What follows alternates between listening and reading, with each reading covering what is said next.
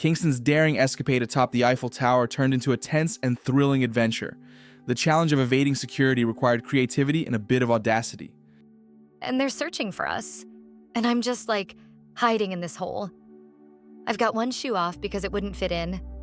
I've lost all feeling in my leg because the blood circulation's gone. Hiding in a cramped space, they hoped that security might think they had parachuted away. Kingston describes the imposing spectacle of the tower lighting up, a moment that sent them diving back into their hideout. The whole thing lights up. So I jump straight back in the hole. It finally goes quiet, but the lights stay on. So I jumped out, had a look, went and got Stevie, and then it was ours again. For hours, Kingston and his friend tried to blend in with the tourists. Subsisting on a single chocolate bar, their plan eventually unraveled when they were spotted by lift passengers. 1 a.m. till 9 a.m. 8 hours. Running on some little French chocolate bar. The idea was to merge in with the tourists, but we didn't get that far. We got seen by a big group of people in one of the lifts. Kingston recounts their encounter with the security team on the maintenance platform and the subsequent descent with security personnel. We met people on the maintenance platform. Get in the lift. There's 5 of us. Me and Stevie, and then private security for the tower. Then we come down to the basement. Lifts open to a room full of policemen. How do you hide the SD cards? I mean, they must have gone through your stuff with a fine-tooth comb. I thought they would, but they didn't. Paris. They don't give a fuck. They're trying to get laid, drink wine, eat chocolate. Kingston's story merges thrill with wit, painting a picture of adventure and the zest for life that drives such extraordinary pursuits. In the world of extreme sports and content creation, athletes push limits, reflecting an iterative growth in skill and creativity. James Kingston exemplifies this with each daring video he creates, driven more by passion than competition. I can't beat the Russians, man. How many of them die doing this stuff? A lot, I think. There are videos of people falling off cranes. I hate watching people die, but I love what I do. The spectacle lies in the thrill. The danger, though grim, heightens the excitement. Kingston admits it's not about outdoing others, but following his own creative path. He addresses the challenges of sticking to a posting schedule, given the inherent risks of his stunts. It's the screams afterwards that really get to me. Half the thrill is knowing it might go wrong. I just do stuff because I love it. I'm not interested in being better or more dangerous. Despite the danger, Kingston critiques unreliable equipment like hoverboards on buildings, emphasizing the need for safety. He notes that while content can reach global audiences through platforms like YouTube, reliability and safety are paramount. Did you see those guys on hoverboards? It's super crazy. That's a real problem. You're trusting some cheaply made equipment. These people are crazy. Kingston's work underscores the balance between risk and creativity. While he acknowledges the pull of consistent posting, he prefers authenticity over a rigid schedule, explaining that a good month might see just a few videos. I have no set schedule. I feel I'd grow more if I did, but the quality and safety matter more. James Kingston's story unfolds with gripping tension as he skillfully navigates a risky adventure of climbing the Eiffel Tower. Knowing he might be caught, Kingston ingeniously hides his precious SD cards in obscure parts of his bag, crafting a decoy narrative to mislead the authorities. I had this bag with tiny pen pockets, and I stuffed the micro SD cards down there. Plus, there was a rip in the back padding. I just threw the CF card in, hoping for the best. When the police confronted him, they were baffled by his multiple cameras, suspecting him of filming. Kingston played his cards well, only showing them his phone footage. I told them the cameras died and I forgot the SD cards. They made me delete everything on my phone, so I had to give up some footage. So you come down, and then another 8 hours of detention. What's their next move? After being handcuffed and scrutinized, Kingston avoided any severe penalties, emerging with nothing more than a promise not to climb the tower for 3 years. They didn't kick us out or anything. I just had to sign an agreement about the tower. The woman interviewing me was fascinated, asking how I did it.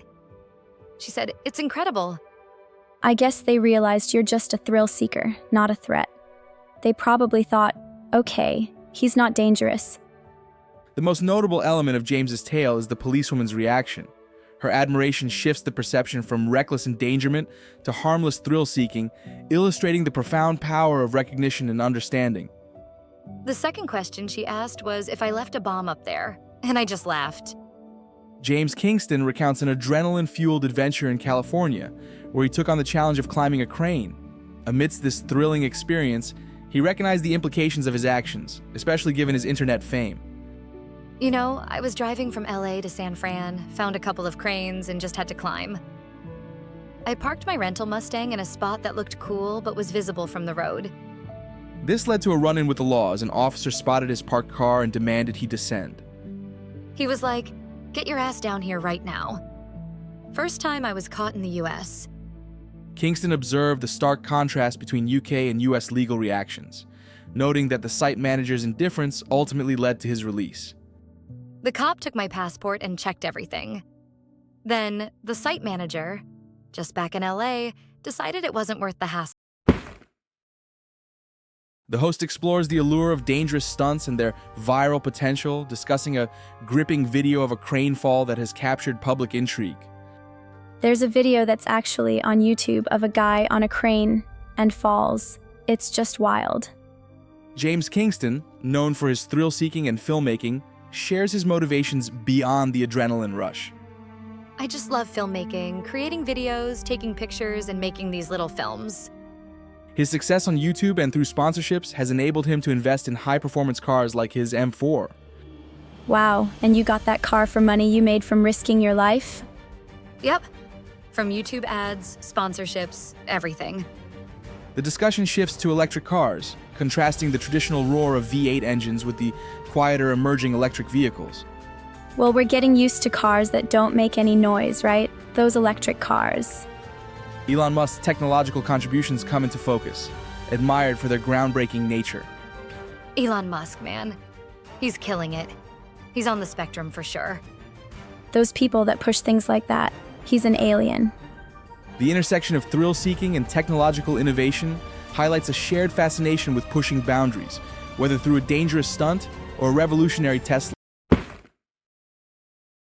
James Kingston's incredible journey from an unhealthy childhood to becoming a parkour master showcases the power of adaptability and overcoming fears. Kingston has transformed his body and mind, pushing the limits of what seemed possible. I've been doing parkour for 9 years. It all started with just jumping around and gradually taking on more challenging feats. Kingston's willingness to face his fear of heights head-on is a testament to his resilience. He credits consistent practice for his achievements, like an astonishing 11.5-foot standing jump. How do you do this and not get hurt? You just practice a lot.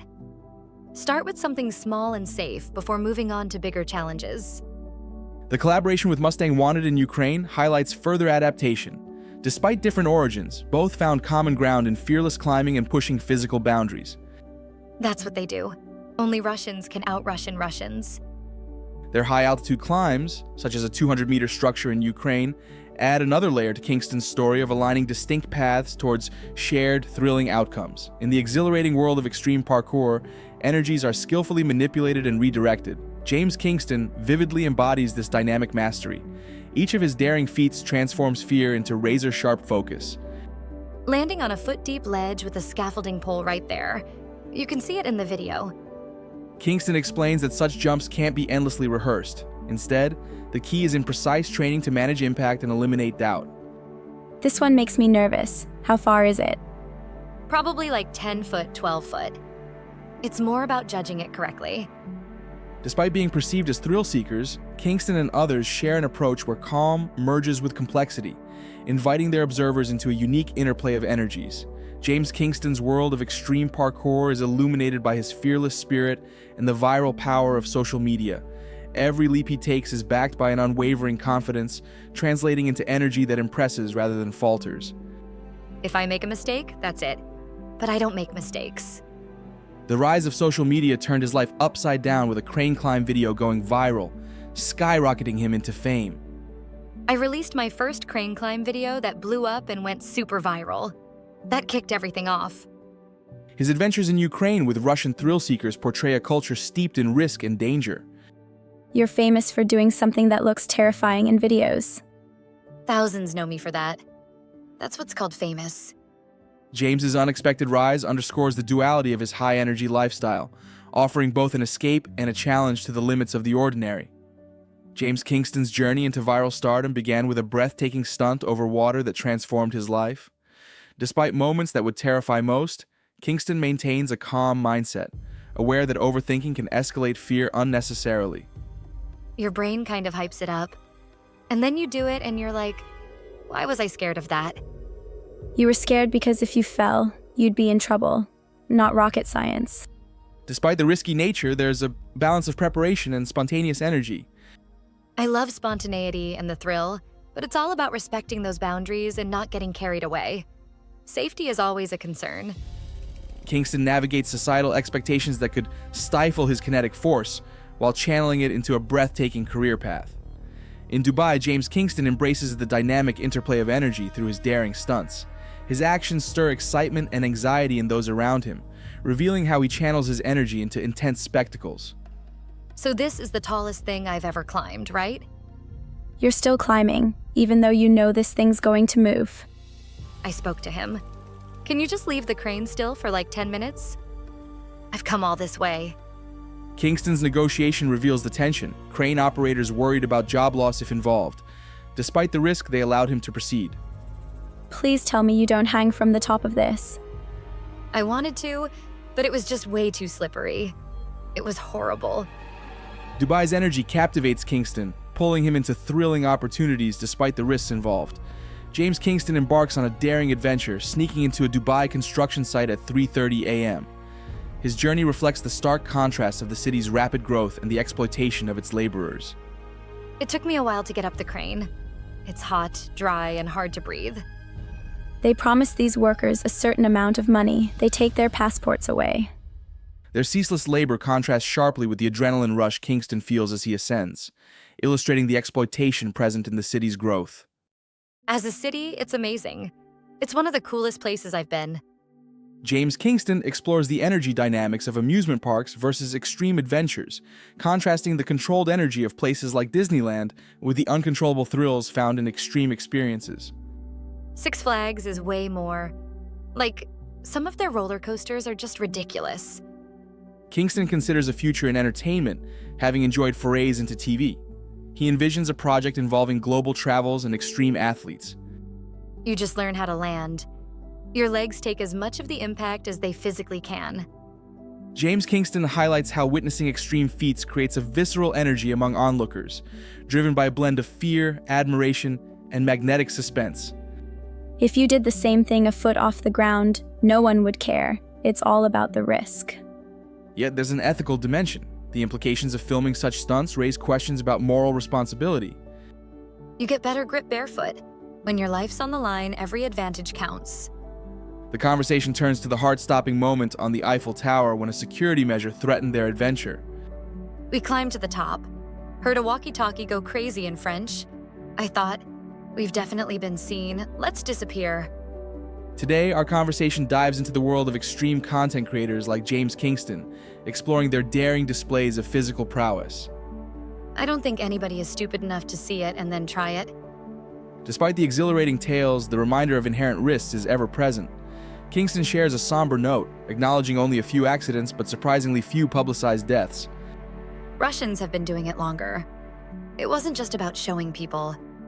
While these feats dance on the edge of danger, Kingston reveals that the spirit of exploration and courage continues to echo across generations. The conversation flows with a deep appreciation for cars and adventure. They discuss the evolution from manual to automatic transmissions, sharing a nostalgia for the tactile connection. When they were still manuals, they don't make manuals anymore. Yeah, I'm a big fan of clutch.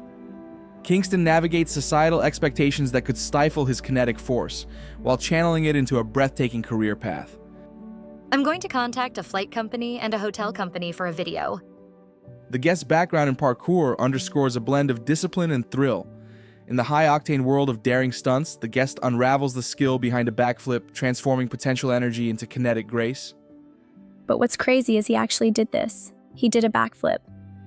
You can convert some of that into that, which is like when you see people jump massive roof gaps. As fame grows, the guest explains growing obligations push him to higher risks. But isn't that a problem? Yeah, it's a problem. So you have to do crazier things. Looking ahead, the guest is excited about upcoming projects, major stunts in Dubai,